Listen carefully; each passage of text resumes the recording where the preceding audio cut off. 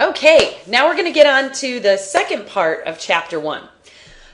So we left off talking about how science actually works, and that's what this next section is going to go into. So when we talk about scientific reasoning, there's going to be two forms that can happen. So you can see that we can have deductive reasoning or inductive reasoning, and they're kind of opposite of one another. So deductive reasoning is what we'll start with, and that's when you're going to have very general predictions that are going to be used to predict something very specific. So let's say due to global warming, this specific species is going extinct. So you've got a broad topic like global warming, and then you're using that to say that this tiny thing is going to happen, this species is going to go extinct.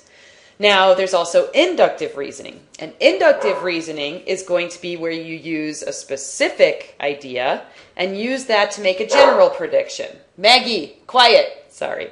So that would be like saying, wow, this species went extinct. I think it's due to global warming, right? So that's the difference. You're just going in different directions, basically, with that. Okay, so this next part here is talking about the scientific method. And this is going to be something that you probably do all the time. You probably just don't think about it in these broken up terms like it is. So what we're going to do is I'm going to give you an example of when I went through a scientific method experience, and that was in graduate school. So the first thing that happens with the scientific method is you make observations, and you do this all the time. Oh, wow, the sky's blue, or whatever. And so the observation that we had in graduate school was, wow, a stingray has 3 lobes to its brain, which is different from us because we only have 2 lobes to our brain. So that's just an observation. Wow, that's different, right? Then the next part is going to be where you make a question. So obviously it would be, I wonder what that's used for, right? I wonder how their brain is different from ours. So then you can go further and make a hypothesis and say, I think that that 3rd lobe is used for this, this, and this.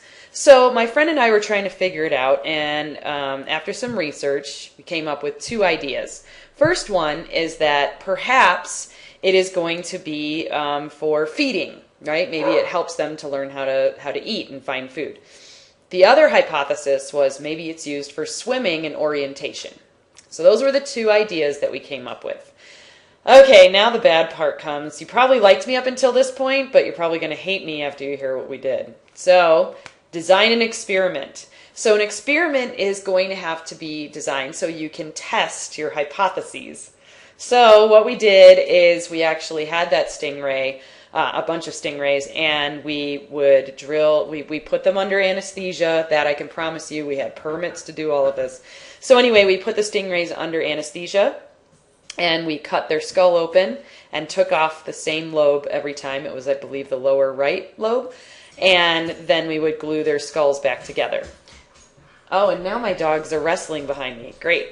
Okay, so we would do that with the stingrays. Another thing we would do is we would have some stingrays there that we didn't touch at all. And then we had other stingrays where we would open up their skull cap, but leave everything there and just close it, so we could kind of rule out any complications happening from the surgery or contamination or anything like that. Okay, terrible, terrible. So then we would collect data. And really, really important idea when you're collecting data is you want to make sure that you always write everything down. Because it's really easy to say to yourself, oh, I'll remember that, and then you don't remember it. And then it's over and you have to go kill something else, right? So you got to be careful when you're doing that. The other thing I find is that I really like taking data in pen.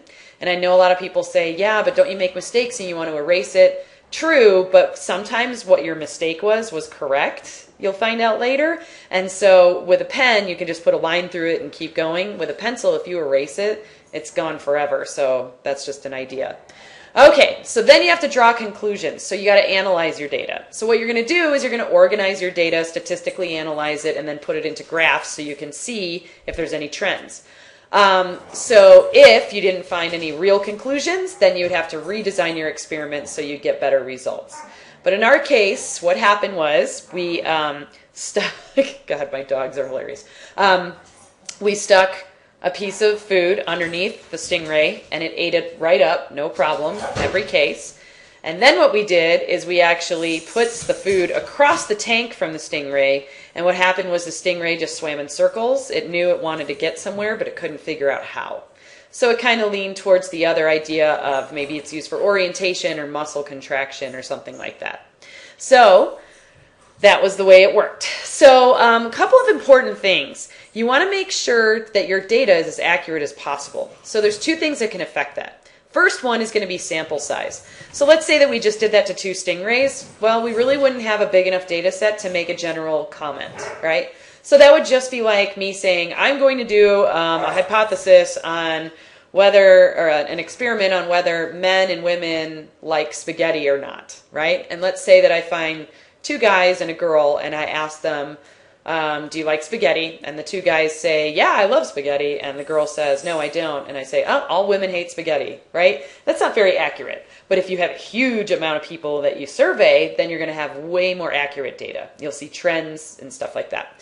The other thing you're going to do is trials. And that means doing things at different times of the day, seasons, to rule out any other thing, right? And so the more times you do an experiment, once again, the more accurate your data will be. Okay. Now, as far as the way data collection can happen, there's 2 ways. It can be done directly or indirectly. Directly would be like the stingray thing I just told you about, where we were going in and actually manipulating the subjects. The other type is indirectly. And indirectly is going to be like an observational kind of study, where you're just kind of taking down observations but not doing anything to anyone. Okay. So then you can organize it in tables and graphs, and then you can kind of look at it. So one thing I mentioned is that you have to have a control, and a control is going to be something that you completely leave unaltered. So you remember I said that we had a couple stingrays that were perfectly fine and that were not operated on in any way, shape, or form, and we put those in the tank too. And the reason we did that is to kind of give us something to compare to. So if we can see them swimming a certain way, I mean, maybe that species of stingray likes to swim in circles till it gets to its food. So it's good to have normal stuff around so you can kind of compare it. And that's what a control is for. Then you can graph your data, and lots of different types. We're going to go over this in lab. And one important thing is dependent and independent variables. So the dependent variable is going to be whatever it is you're measuring. So swimming speed or plant growth rate or whatever that is. That's going to go on that vertical axis. The horizontal axis is going to actually be your independent variable, and that's going to be something that you can't change. So time, hours, days, it's usually going to be time, especially in our classes. Okay, so that's basically the scientific method and how that works. In the next video, which is the last one for Chapter 1, we're going to go over the metric system and different ways that you can manipulate the metric system and why it is such an awesome system compared to what we use here in the US.